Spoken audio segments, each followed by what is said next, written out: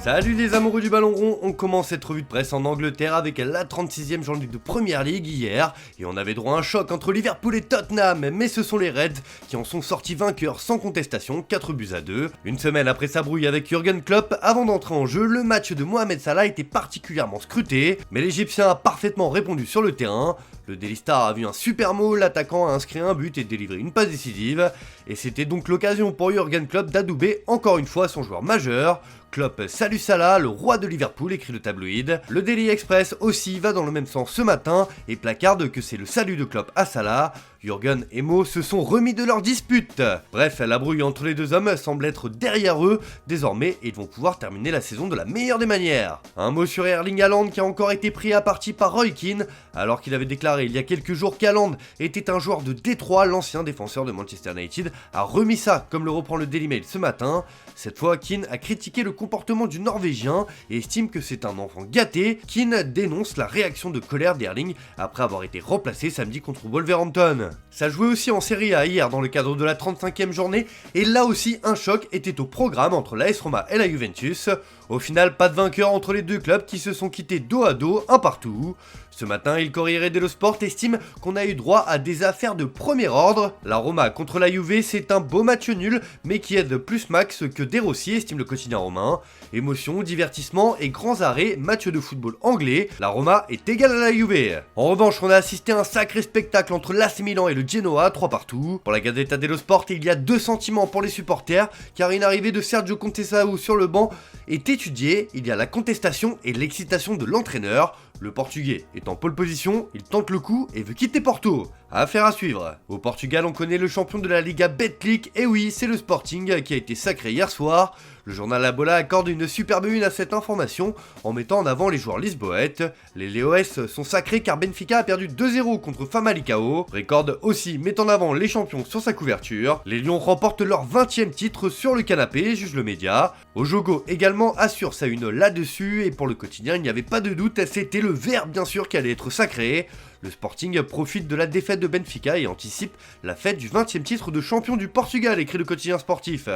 Bref, c'est la fête pour les supporters du Sporting. Allez, on file en Espagne pour évoquer le Real Madrid et sa superbe saison qui n'est peut-être pas terminée. Sacré champion d'Espagne depuis samedi, les Madrilènes savourent avant leur demi-finale retour contre le Bayern Munich mercredi. As met en avant ce matin Florentino Pérez et Carlo Ancelotti, le couple du siècle. Florentino compte 34 titres contre 33 pour Bernabéu.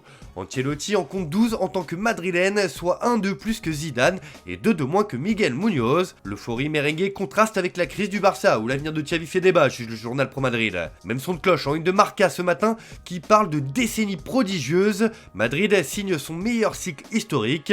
Nacho et Modric sont les joueurs les plus titrés sur cette période. L'actuelle Ligue des Champions pourrait être la cerise sur le gâteau merengue, 24 titres depuis avril 2014. Une sacrée performance. À l'Atlético de Madrid, un mot sur l'avenir d'Antoine Griezmann. As annonce qu'il y a des contacts entre les Colchoneros et le Français pour prolonger l'aventure.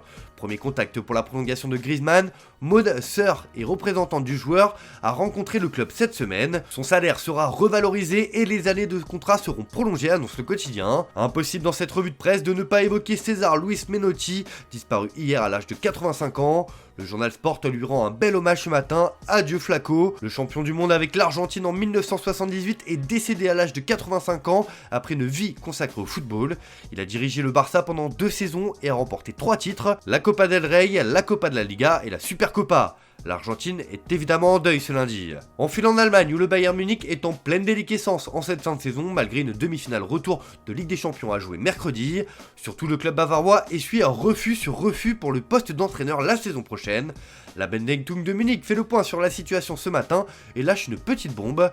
C'est Herberl et les gros poissons. Après la faillite face à Stuttgart, la direction sportive bavaroise écoute la recherche d'entraîneurs et multiplie les pistes. Roberto De Zerbi et Roger Schmidt sont cités par le tabloïd munichois, car hier, Zinedine Zidane a recalé froidement les Bavarois lors du Grand Prix de F1 à Miami. Si je serai le prochain entraîneur du Bayern, non, je vais regarder la demi-finale, j'espère que le Real Madrid va gagner, mais ça va être un match difficile, a-t-il déclaré à Sky Sport.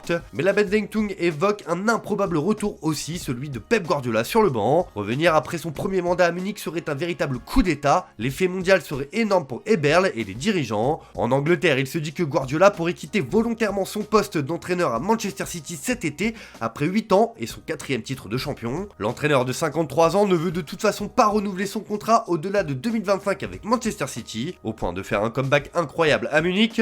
Karl-Heinz Rummenigge et Uli Hoeneß ont le numéro secret de Pep, et pourquoi pas le convaincre? Affaire à suivre. Allez, on termine ce tour de la presse en France avec la demi-finale de la Ligue des Champions de demain entre le PSG et le Borussia Dortmund. Dans ses pages intérieures, le journal L'Équipe revient sur ce qui ressemble à la dernière danse au Parc des Princes en Europe entre Kylian Mbappé et le club parisien. Mbappé le parc, le blues des adieux. L'attaquant dispute demain son dernier match européen avec le PSG au Parc des Princes. La conclusion de 7 ans d'une liaison hétérogène avec le public parisien. Mais ce qui fait parler aussi, c'est surtout la déclaration de l'attaquant avant le match. Retour face au club allemand, comme le relaye aussi le Parisien. Présent à un événement co-organisé par Nike et sa fondation ce dimanche, l'international français a pris la parole. Si le match va bien se passer, je pense. Je suis déjà en préparation, j'ai eu souvent le même avertissement de la part des enfants. J'ai entendu beaucoup de « il faut gagner » et ils ont raison, il faut gagner. En tout cas, une journée comme ça sert à l'épanouissement de l'homme que je suis. Et c'est sûr que je vais arriver au match de bonne humeur, prêt à défendre les couleurs de mon équipe et à nous qualifier pour la finale. La pression, c'est normal, parce qu'il y a une place en finale de la Ligue des Champions, ce qui n'est pas négligeable. D'autant plus quand on connaît le passif du club dans la compétition. La pression, on en est conscient, mais le groupe est extrêmement serein. On est confiant et on est sûr qu'on va remonter ce score et qu'on va se qualifier pour la finale. Le Borussia est prévenu. Voilà, c'est tout pour ce matin. Bonne journée à tous. Merci de votre fidélité. On se retrouve en fin d'après-midi pour le JT Foot Mercato.